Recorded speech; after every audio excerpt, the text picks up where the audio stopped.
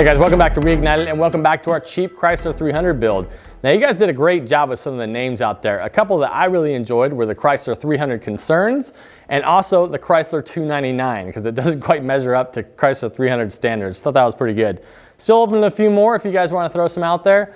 But in that first episode, you saw us trying to define exactly what the issues were with this car. In this episode, we continue with that process, try to figure out exactly what we're going to need to turn this thing around. Hope you guys stay with me. Now, because we've identified that our piston is actually damaged in our cylinder, this engine's got to come out. There's no other way around it. We got to take it out and put it on a stand so that we can actually get that piston rod out of there. That way we can inspect the bore of the cylinder and make sure it's not too scratched up beyond repair. If it is, if the cylinder walls are so badly damaged that you cannot repair them by a simple hone or taking it to a machine shop to do a hone job on it, you don't want to do a bore. You don't want to have to bore the cylinders out because that's going to be more trouble and more money than it's worth. But if they can hone it, or if you can hone it yourself, then it's still a good buy.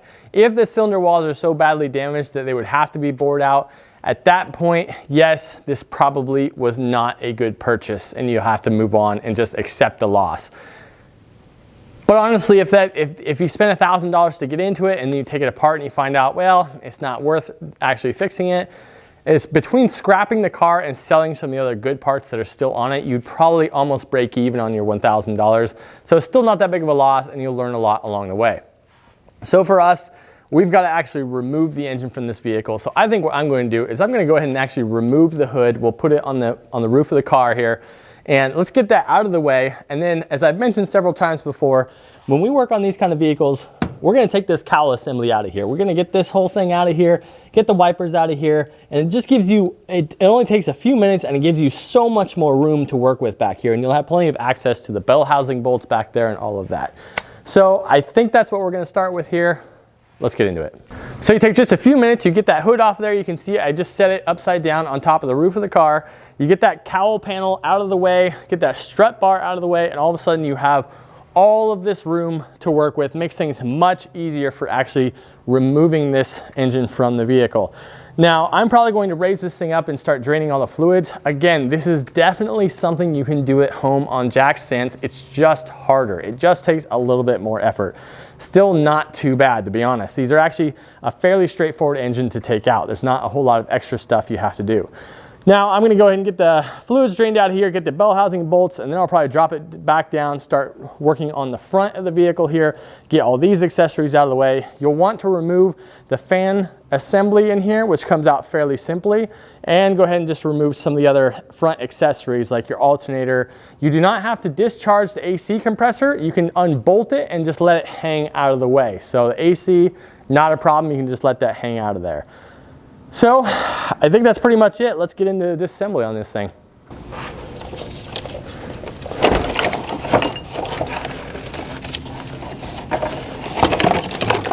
So you can see the fan shroud comes out very simply. There's just a 10 mil bolt here, and then it slips right up out of there. You don't have to take anything else out. I took the upper radiator hose out of the way just for a bit more clearance, but other than that, it slides out all on its own.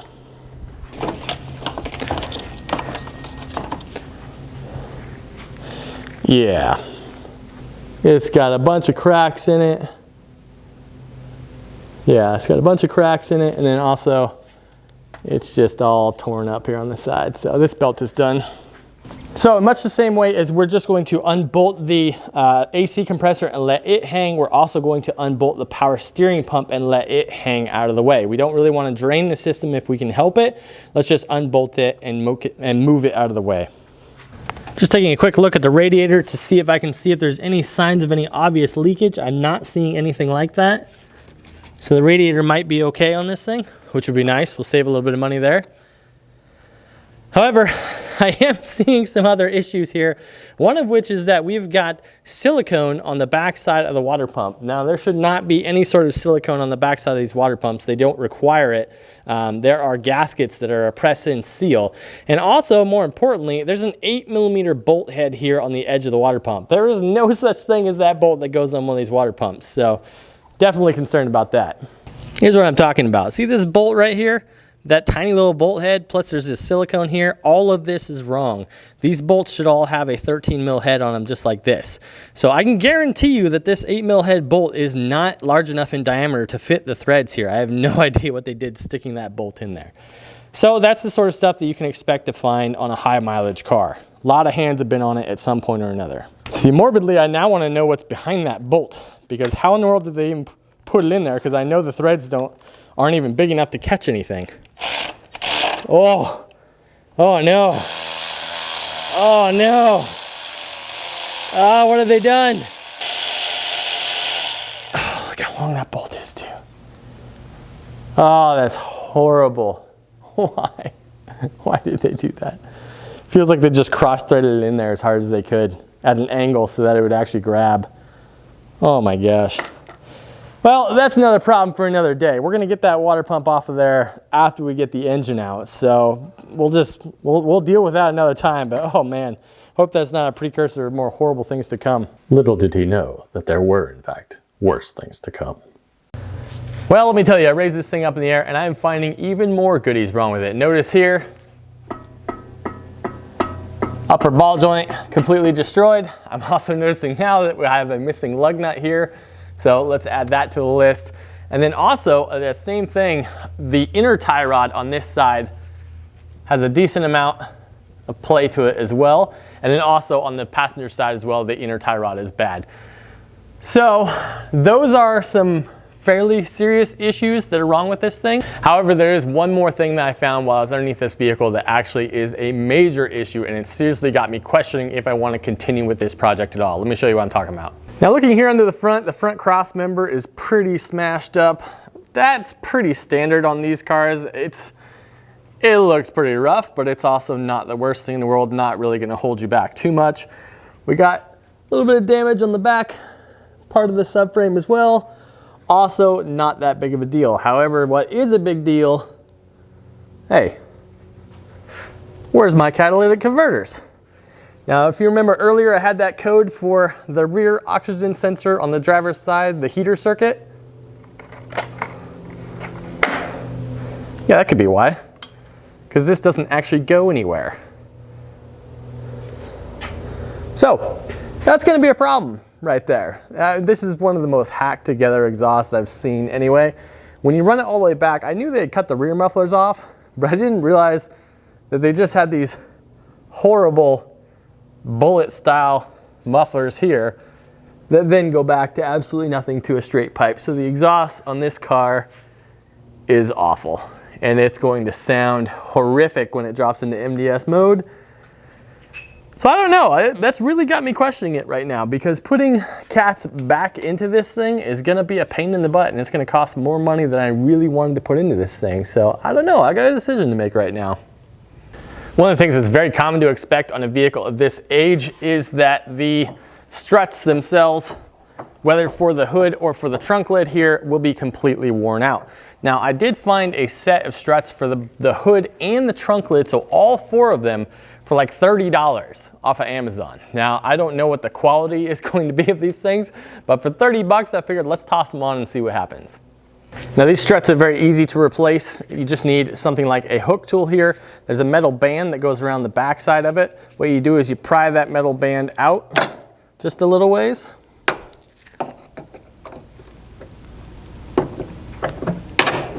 There we go. And it should slip off, well, unless it pops back in. There we go. So it pops off, and then you do the bottom as well. Just like that, she slips out of there. Now one thing you want to do is make sure of the orientation of it, whether it goes this way or this way, because that can make a difference. Then these sides just pop right on.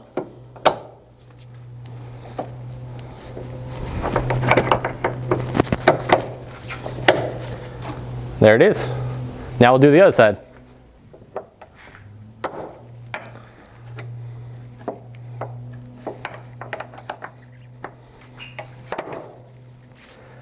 There we go. New struts are in. Let's go ahead and test this now.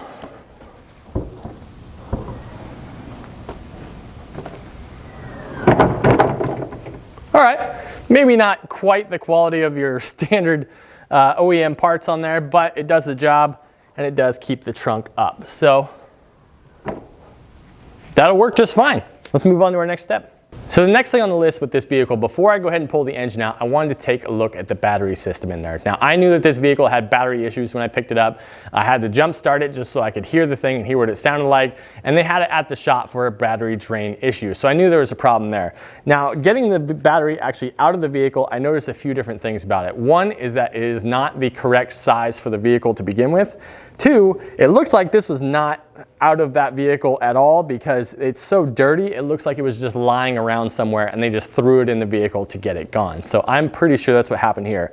The third thing you notice is that it is called a value power battery. Now, one thing you can be sure of with a battery that's called that, it is exactly half right. I'm sure that this battery was a great value. I'm not so much sure about the power side.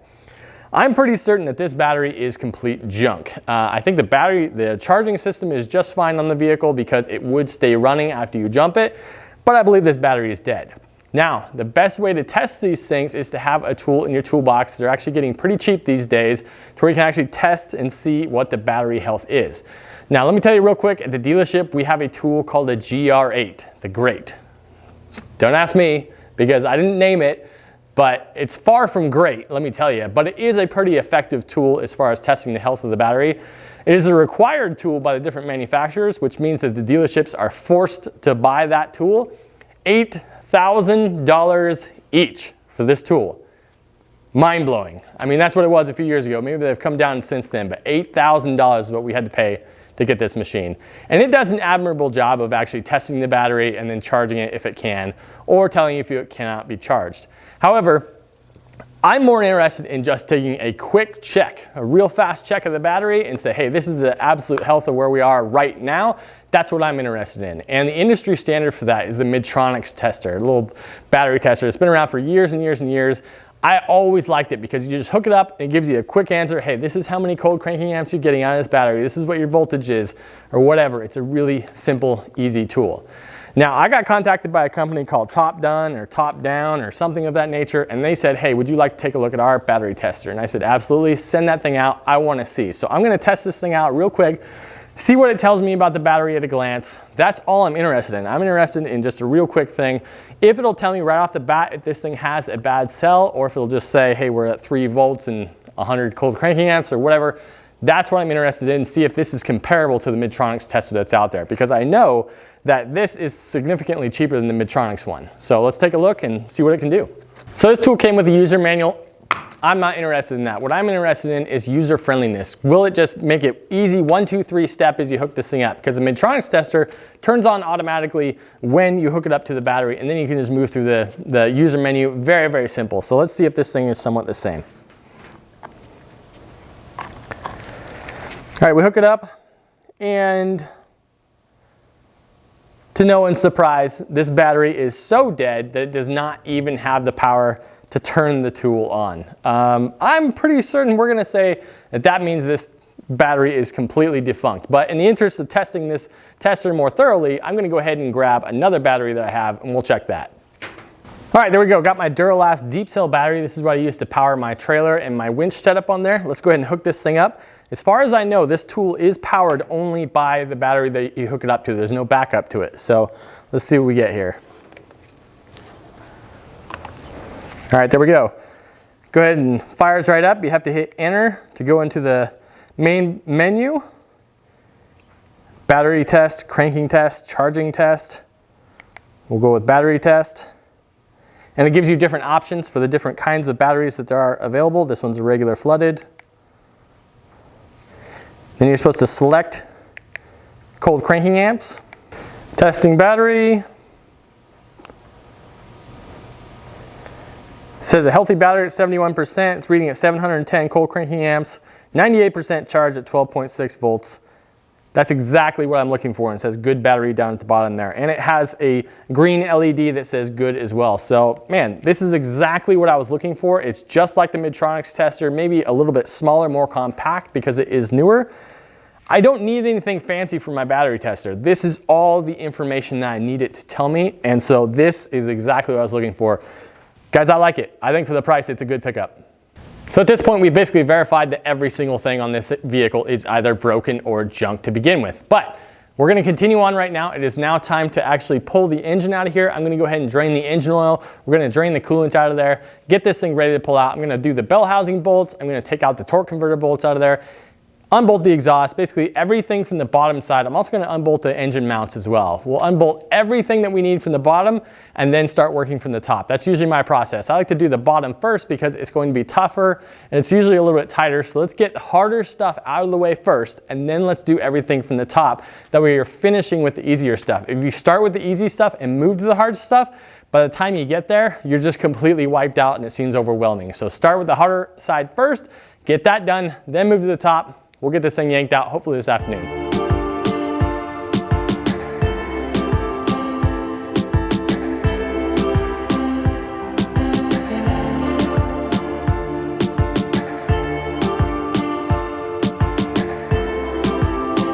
Well, this vehicle is easily holding its own as one of the worst vehicles I've ever worked on. Shoddiest repairs, I should say. Now the mileage, 240,000 miles. I've seen a lot of vehicles with 240,000 miles on it.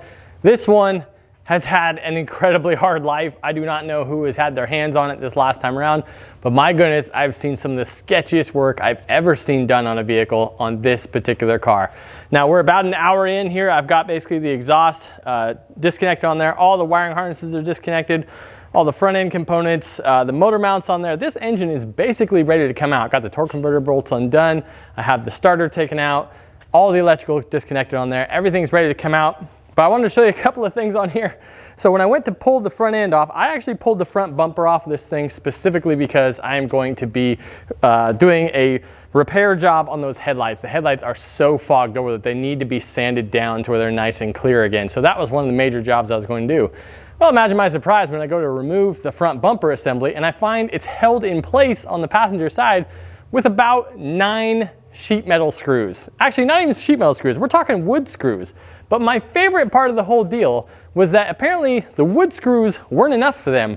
They wanted to have to spread the load a little bit. Maybe that seems like something that they should do. So look at what they put in there.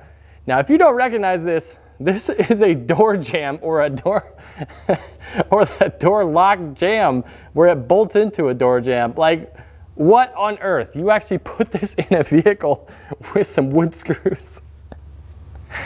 And what's absolutely ridiculous here, they didn't even need to do this. It already had the factory bolts holding the bumper on. I literally have no clue why they jammed 9 wood screws up through the bumper.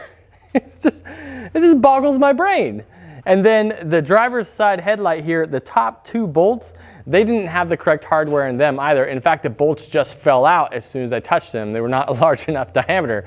So I'm not sure if this entire vehicle was put together by Mickey Mouse or what the deal is, but really, really bad work on here. And honestly, that's something you gotta watch out for on a high mileage vehicle. You just never know who's worked on the thing. And honestly, again, I feel like I paid too much for this car, $1,000, too much. This thing is a pile of crap, no question about it. So the only thing I've realized here is that it looks like the engine that is in here might have been swapped into the vehicle as a junkyard unit. Maybe they just found a junkyard unit and slapped it in, because it does look like it maybe has some reman heads on there, which is hilarious because if it dropped the valve seat, wow, good job on your reman, guys. So all super high quality stuff that I'm seeing here. It's rough. It's rough. I feel bad. Anyway, I think we're just about there to pulling this engine out. Let's get this thing out of here, get it on a stand, and start taking it apart. So that's gonna be it for this episode, guys. You can see we have developed even more issues than we had before. I'm really starting to question the direction of this project right now, but we're gonna have to wait and see for the next episode to see what happens there. Appreciate you guys watching. Like I mentioned, hit that notification bell if you can. We'll see you next time on Reignited.